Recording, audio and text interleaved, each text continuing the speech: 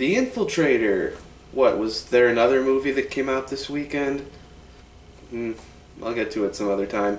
But for now, we're talking about this movie which stars Bryan Cranston, and ironically enough, it's a movie where it would make sense for him to say something like "I am the danger," but Breaking Bad jokes are getting kind of old. So, he plays a real life undercover agent from the 1980s who went undercover with Mexico's drug cartel, their whole operation, and helped bring down the men under Pablo Escobar.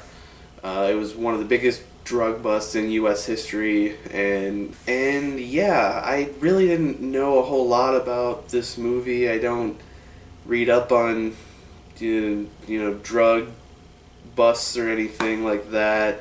I know of Pablo Escobar and that whole story, but this wasn't anything that I knew really much about. So I was really just going off the trailer, which I got a number of times in front of various action movies and stuff like that, and it honestly, the big draw for me was Bryan Cranston because I am a huge Breaking Bad fan, and I love seeing him get work, especially in these kinds of movies. I mean, it is another kind of Walter White type role where he's going undercover and he's, negotiating with all these big kingpins and stuff like that.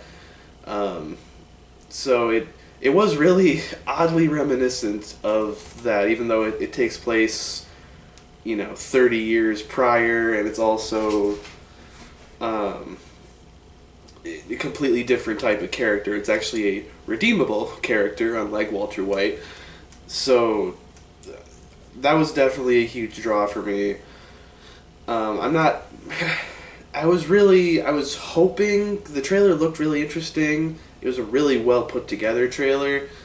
But stuff about like drug smuggling, drug cartels, stuff like that. In movies, I've seen it done really just blandly. Something like Contraband from a couple years ago with Mark Wahlberg. That was another example of something that was just where they took that sort of premise and just did nothing original with it, nothing interesting with it. And I was worried about that going into this movie a little bit, but I was just hoping that the cast would carry me through it and would make it emotionally compelling. And for the most part, they did. This is definitely a Bryan Cranston movie. It's definitely in the same vein, like I said, as something like the roles that he's had recently.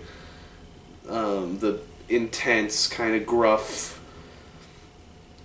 person who is maybe not the most familiar with the world that he's inhabiting, and he has to kind of fake it in order to get what he wants or what he needs. He's really good at those kinds of roles. And this is no exception. He's by far the best part of the movie. He carries most of the movie, along with I guess you would call him the main villain. He's the closest they have to a main villain, unless you want to count Pablo Escobar, but they literally only show him for like a second. Technically, he's the main villain, but the bad guy that we spend the most time with is Benjamin Bratt, and with Cranston's character going undercover, a lot of the movie is the interaction between Cranston and Bratt, with Bratt thinking that Cranston is on his side, and those two are the best part of the movie. And anytime they're on screen, anytime they're having their back and forths, it's so much fun. It's so cool. They have fantastic chemistry, and they're two powerhouse actors just going at it back and forth, and it's it's some really entertaining stuff, also accompanied by some really great writing. It's also a really well made film, just from cinematography standpoint, editing, that kind of thing. It's a really technically well made film. It really knows how to immerse you in these shots and make you feel for these characters. The director knows where to point the camera. It's a director that I haven't seen anything else from. The one other thing that I know he did was Lincoln Lawyer, which was a Matthew McConaughey film that I never saw. I never really had interest in. But it was... I will probably seek that out now because this was such a well-directed movie. Like I said, he really knows how to place the camera. The only thing I would say about the movie is that it is slow. It's a slow burn.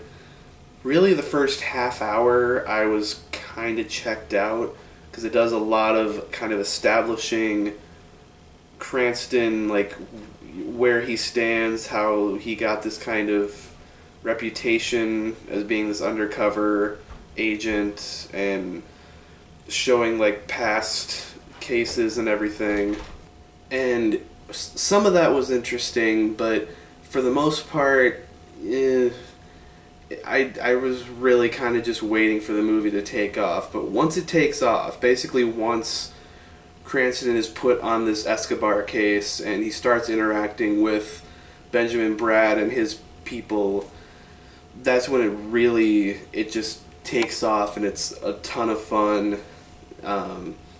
Just seeing, again, these two characters just living the lavish, kind of stereotypical kingpin criminal lifestyle, and going to strip clubs and like greyhound races and stuff like that. It was a lot of fun. And again, it's just the build up, and then any scenes, like, because Cranston does have these partners on the case, these other members of his team, like this one girl playing his fiance, and then there's a few other like partners of his and informants and stuff. And anytime it's focusing on them, it's good, but it's not quite as great as seeing Cranston and Benjamin Bratt interacting. So that there were lulls here and there. There were also times where it got really just a little too convoluted, where I really wasn't sure what was going on anymore. It's just a little bit hard to follow. But it doesn't take away from the fact that this is a really, really fun movie. Just, seeing Cranston like try to, act and double cross these drug lords and everything, and it's the tension is done really well, where like you think that they're gonna find out who he is, and how that all works out, and how he gets out of it and stuff like that. It's all done really well. It's intense when it needs to be. It's fun when it needs to be. If you're into this kind of movie about like undercover agents and drug runs and that kind of thing, I would definitely recommend it. It's a lot of fun, like I said. So yeah, thank you for watching this review.